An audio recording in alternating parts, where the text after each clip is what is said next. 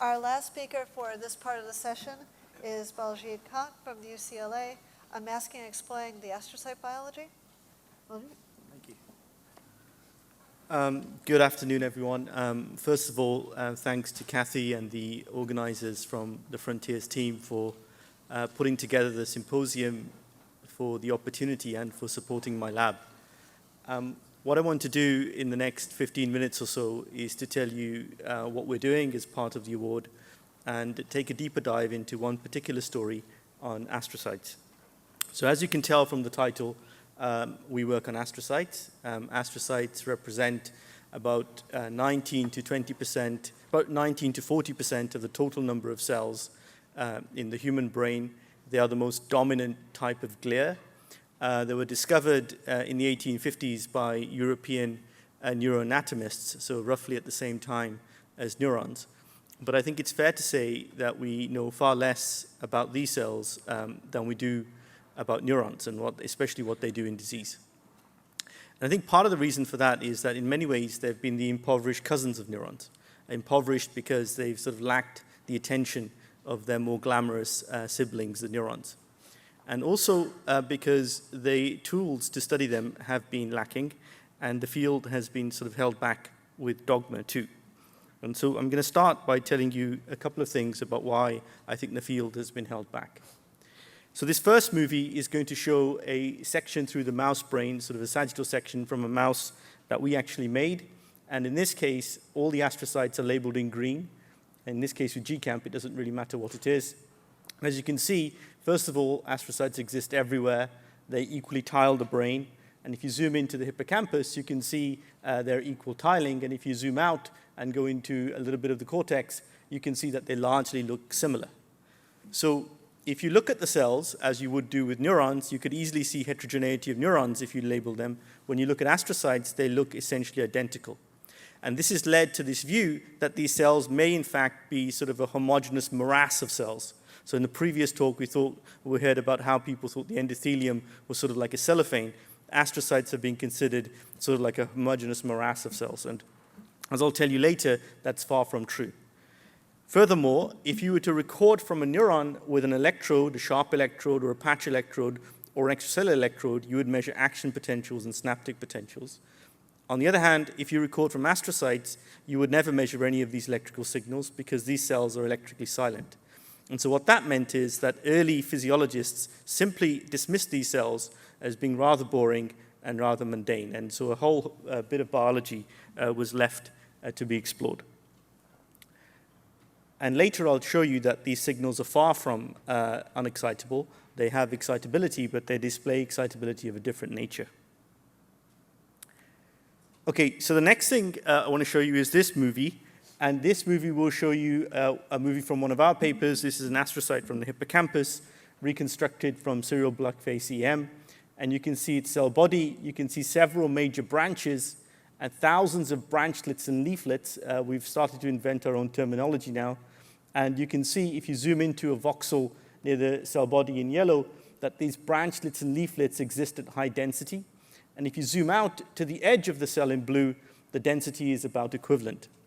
Each astrocyte probably has at least one end-foot-bearing process that goes to the vasculature, and that's the only truly polarized compartment. So what this tells us is that these cells are remarkably complex in morphology, and the truth is we don't understand the molecular basis of this complexity, and we don't understand what the physiological function of this complexity is. So in my lab, we're driven by simple ideas, and the fact that we can see these complex forms in the nervous system, if one looks with the appropriate methods, really implores us to understand what their physiological functions may or may not be, and what they may do for disease. And that's essentially what we've been doing. So when we started this, we set ourselves 3 goals. The first was to develop the tools to study these cells, because, as I mentioned, the tools that people have been using have been largely developed for neurons and in many ways are inadequate. And then once we've developed those tools, we'd use them to explore how astrocytes regulate circuits. I'm a sort of physiologist, so I'm interested in circuit function, and that's what we do. And ultimately, we'll start to use this information to try and understand if, how, and when astrocytes contribute to disease, and if they did contribute to disease, perhaps we could use that information in therapeutic strategies. And so this is sort of what we've been doing, and I'm going to give you a taste of all of these things as we go through the talk. So if you embrace this question, the first thing you have to ask yourself is, which astrocytes do you study? Because they look largely the same throughout the brain. And so we decided to develop the striatum as a model circuitry to sort of explore astrocyte biology, and there's a number of reasons to do this. The first is the striatum itself is a very important structure. It receives input from different parts of the brain, huge input from the cortex, and is part of this larger basoganglia circuitry whose function it is to be involved in motor operations, things like movement, action selection, and other motor functions. And we know from disease studies and lesion studies that the striatum is tremendously important in a variety of diseases, including Huntington's disease, Parkinson's disease, repetitive behaviors, OCD, addiction, and some sort of rather mysterious features of psychiatric disease, such as habits, rituals, and tics. And so it's an important circuitry to understand. The other reason that we focused on astrocytes here is because the neuronal structure of the striatum is relatively straightforward. 95% of the neurons in the striatum are D1 and D2 MSN, so we don't have the underlying complexity of the cortex to deal with. The third reason is that in the mouse, about 5% of total brain volume is actually the striatum, and so the structure is physically large enough to allow us to perform a range of experiments at different biological scales, from molecules to in vivo imaging. And the fourth and final reason is that when we started reading about this, this was one of the few structures where there were very few papers on astrocytes at all. So essentially nothing was known about what astrocytes were doing in this area. And so this is a view of the mouse striatum from clear tissue, again from our mouse line. And I'm going to summarize what we found very recently and indicate in a sentence or two how it relates to what our goals are. So the first thing we dealt with was identity. We compared astrocytes in the striatum to hippocampus, and we found that they were statistically distinct using a range of metrics, 10 different types of experiments we did. And this really opened the door to saying that astrocytes were not a homogeneous morass, that they were actually circuit-specific. And as part of the award, what we've done now is to extend this into 13 other brain areas, and we're currently mining those data. The second thing we focused on was the form of the cells, the shapes of the cells. And what we found using 3D sort of imaging, serial block phase CM, and an optical method was that these astrocytes formed very intimate relationships with synapses. And we've now been trying to explore the molecular basis of this using proteomic approaches targeted to the astrocyte. Again, that's part of the Allen Award. And the third thing that we've spent a lot of time on is function. What do these cells do? And one of the things that we published very recently at the end of last year is evidence that these cells regulate circuits in the striatum and regulate homeostatic sort of GABA signaling, and this GABAergic signaling is involved in regulation of OCD-like behaviors. And the final thing that we've been working on, obviously in the striatum, this makes a lot of sense, is astrocyte roles in Huntington's disease. We have a paper in press going, published today, I think, where we've taken this information from the level of the molecule to the form and the function of the circuit and tried to use that to shed some light on what happens in this disease. And the core message here is that there's a loss of essential functions of astrocytes that contribute to the disease. And now what we want to do is to use the same sort of platform to try and shed light on other neurodegenerative diseases with an initial focus on Alzheimer's. So for the remainder of the talk, what I want to tell you about is another story related to function, because that's the one area of biology that's dearest to my heart. And so the question for this is illustrated here. So imagine you have a simple circuit, one input neuron, one output neuron. We know that information can flow in this circuit, but I've just told you astrocytes also exist nearby. And the question is, does some of this information flow into the astrocyte? If so, when and how? And then, does the astrocyte somehow process this information to feed back into the circuit to regulate its output? And if this does happen, then what are the consequences of this for not only the function of the circuit, but for the behavior of the animal? And so this has been a tremendously difficult question to tackle. It's been sort of lingering in the backwaters of the field for decades. And so we've tried to have a stab at this in the last few years. And so the signal that we're measuring in the astrocytes is illustrated in this movie.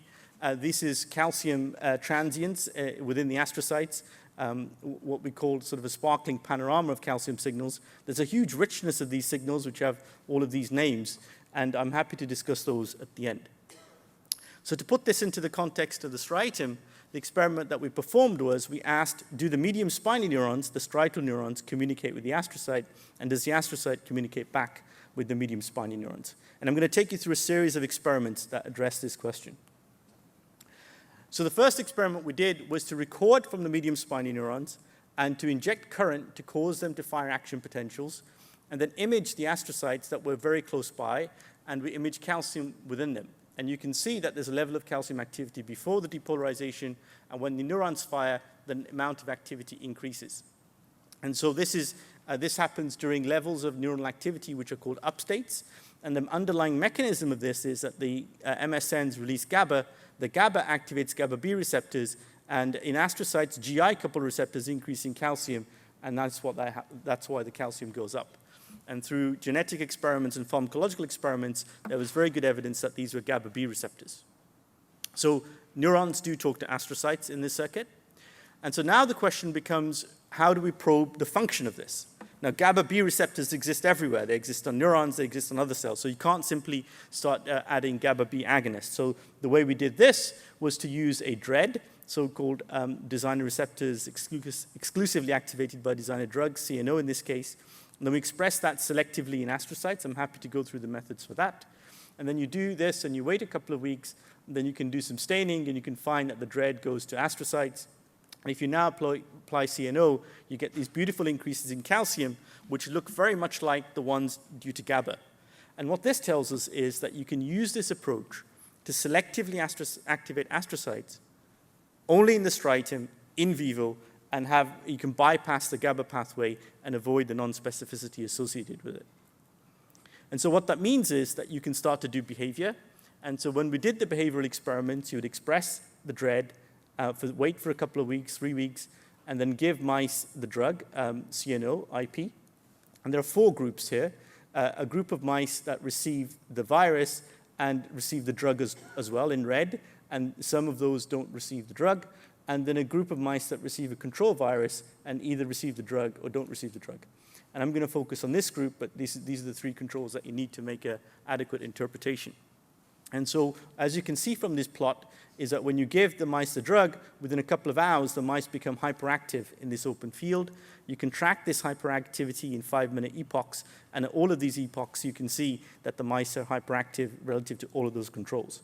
So the first phenotype that we found when we activated this pathway was hyperactivity in the open field. At that point, we started collaborating with one of our colleagues, Michael Fainslow at UCLA, who's a behavioral biologist, and he suggested a series of other behavioral tests, one of which is shown here. So this is a modified open field. In this case, initially the mice are in the dark, and then what you do is that at a certain point you turn on the lights, and mice are attentive to this attentive stimulus, and they increase their ambulation, and then you turn off the lights. So here's a control mouse, initially in the dark. You turn the lights on, it increases its ambulation, and then it comes back to normal. And these are the mice which are experimental mice.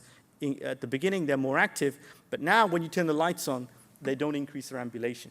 It's as though they're completely inattentive to this otherwise attentive stimulus. And so what this suggests is that the mice have disrupted attention to this stimulus, and we've verified this with a number of other behavioral evaluations. And overall, the phenotype that we're seeing is hyperactivity with disrupted attention.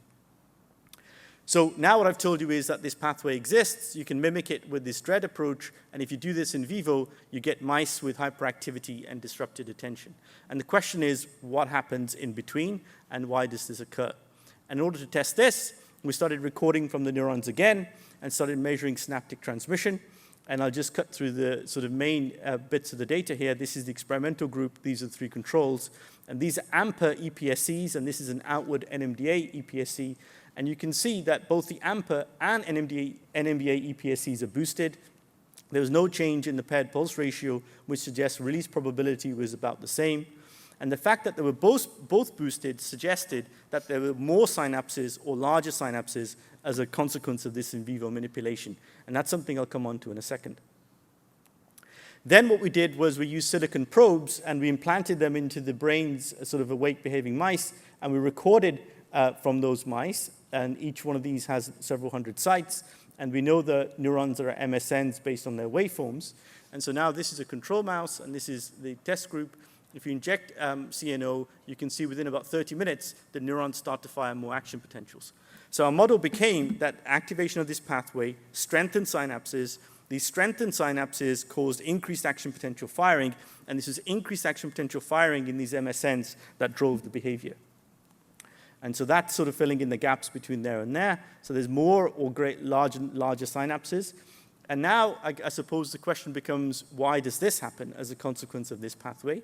And this took us a while to figure out. In the end, the way we did this is we did quite a complicated experiment where we repeated the in vivo manipulation, but now what we did is we harvested material from the brains of these mice and subjected it to RNA sequencing. And so with fairly modest criteria, you can see that there are a few hundred genes upregulated. And these are the sort of top 50. And at number 9 or so, there's one gene that really jumps out, is thrombospondin 1. Thrombospondin 1 is a synaptogenic cue that's involved in early development and then goes down in expression during postnatal development. And when we compared it to other sort of synaptogenic cues involved in forming or removing synapses, it was uniquely upregulated, and we validated this with RNA-scope type experiments. And so this is an interesting experiment because thrombospondin 1 activates a receptor called alpha-2 delta 1. Alpha-2 delta 1 exists on neurons. It has an antagonist called gabapentin. And so we could design an experiment to test causation. And so I'm just going to summarize this. So in a control group, if you apply CNO, give them CNO, this is the level of spines that you get. If you have the dread there, you see more and larger spines. If you now add the CNO, you can block this increase in the number and density of spines. And in addition, you can reverse the enhanced EPSCs that I showed you. You can reverse the changed firing in vivo that I showed you. And you can reverse the phenotypes of hyperactivity with disrupted attention too. And so what this suggests when you take this all together is a schematic like this. Astrocytes receive GABA. They process this signal through calcium, release thrombospondin. Thrombospondin activates alpha-2 delta 1. This boosts synapses, causes increased firing, and causes hyperactivity with disrupted attention. And to summarize this, I think this shows very clearly that astrocytes do regulate circuits and that this regulation has a behavioral output. And I think what this also suggests is that this mechanism may be relevant to psychiatric phenotypes and cognitive dysfunction in humans. Now, the classical way of thinking of psychiatric phenotypes and cognitive dysfunction is to think that they are the exclusive domain of neurons. Our data suggests that, in fact, astrocytes may be contributors too, and this is something that we're interested in pursuing, not only for psychiatric phenotypes, but also those with neurodegenerative disease. And with that, I'll finish thanking the Frontiers group again for their support, and also thanking members of my lab, especially John Nagai, whose work I just mentioned to you now. I'd be happy to take some questions. Thank you.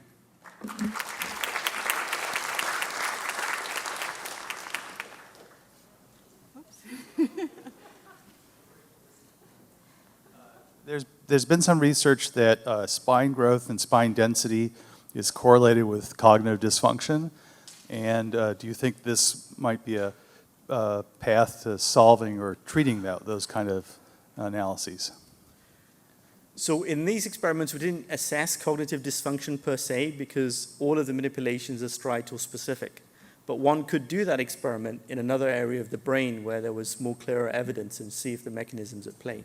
I think that could be done. I guess you could sort of cut to the chase, and if this mechanism were involved, you would predict that maybe gabapentin would be an agent that could affect it. So there's a number of ways you could do it. We haven't done that ourselves, but that's an interesting idea that's certainly worth pursuing.